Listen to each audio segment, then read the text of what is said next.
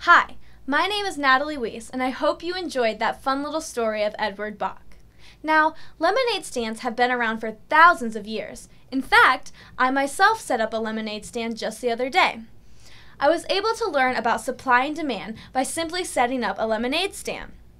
I also learned about price elasticity by fluctuating my price and seeing how the demand for my lemonade changed. Now, when I set up my lemonade stand, I considered 3 different factors: the location of my lemonade, the price of my lemonade, and the person selling my lemonade. But now I would like to show you my results and see how you like it. I hope you enjoy. I started out outside of my house on our street. Now, as you can see, I live out in the country and not much traffic goes through.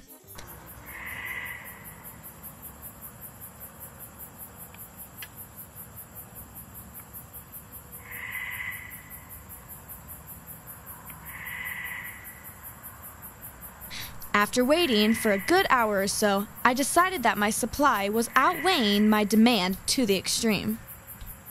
I then packed up and went to a new location, hoping to find more demand. I decided to try to go the complete opposite direction and sit near a busy street where I knew people would see my lemonade stand. Unfortunately, it turned out that people were driving by so fast that they didn't take any notice to my lemonade stand. It was definitely time to relocate. Apparently, 3rd time was the charm. I came up with the brilliant idea of selling lemonade in the Walmart parking lot, where I knew people would see me. They would have time to stop by, and they were already in the shopping mindset. It was a hit. I found that I had the perfect amount of demand for my supply of lemonade. It seemed I had found my equilibrium. It was then I decided to examine the price of my lemonade stand. I wanted to see what would happen if I started giving away my lemonade for free. Now, this wasn't the brightest idea I had ever come up with. Considering the heat of the day, everybody was thirsty, and everybody loves the combination of the letters F-R-E-E. I know this isn't the most romantic place in the world.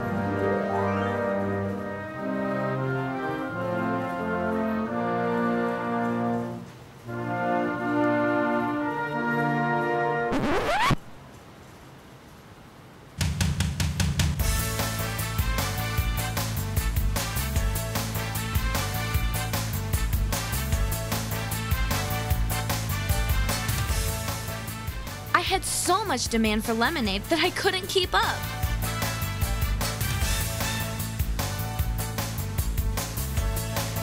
But for the first time, I had experienced a shortage.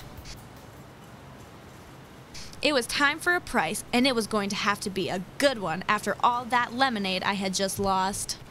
So I came up with a price that I knew for sure I could make a profit out of.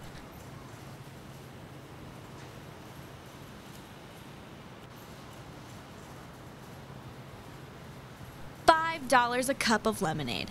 I was pretty happy with that.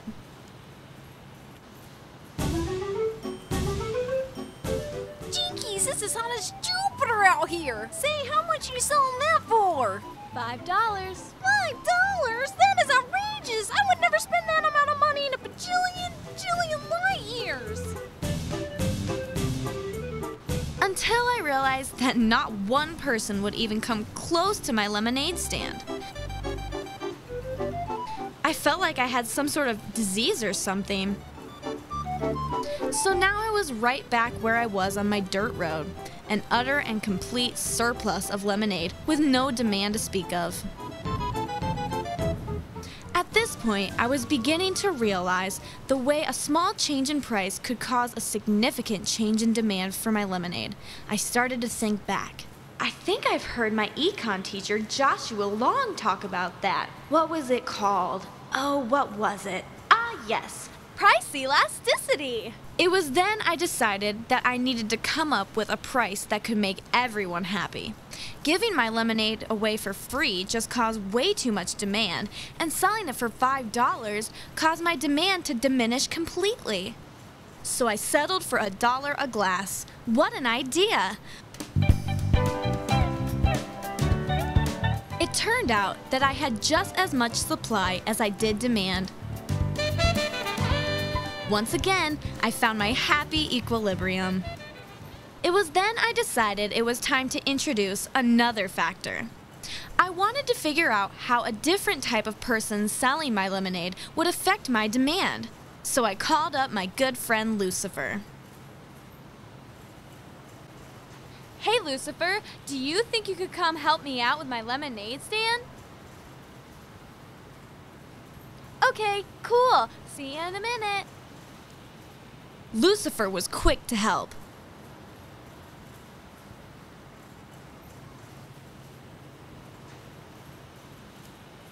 Although, as time passed, I noticed my perfect equilibrium starting to fade away.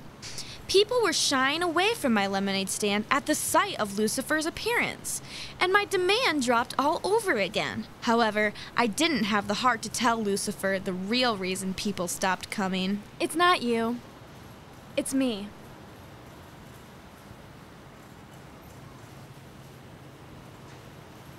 But I knew one thing for sure. I knew I had to do something the complete opposite of Lucifer. I got it!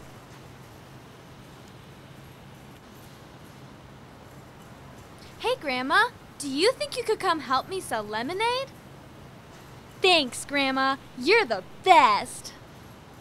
Once my grandma showed up and Lucifer was well out of the picture, things started picking up again, but not as well as I had hoped. My demand was fairly good, but I was still experiencing a bit of a surplus of lemonade. I was almost there, but I hadn't quite found the perfect person to sell my lemonade. Suddenly, I had an idea and made the phone call. After a few minutes, my new and improved sales kids had arrived. I put my niece and nephew behind my lemonade stand, and the customers started lining up right away. I guess they were just too cute for anyone to say no to. No sooner than I expected, my supply and demand went right back to my perfect equilibrium. I couldn't have been happier.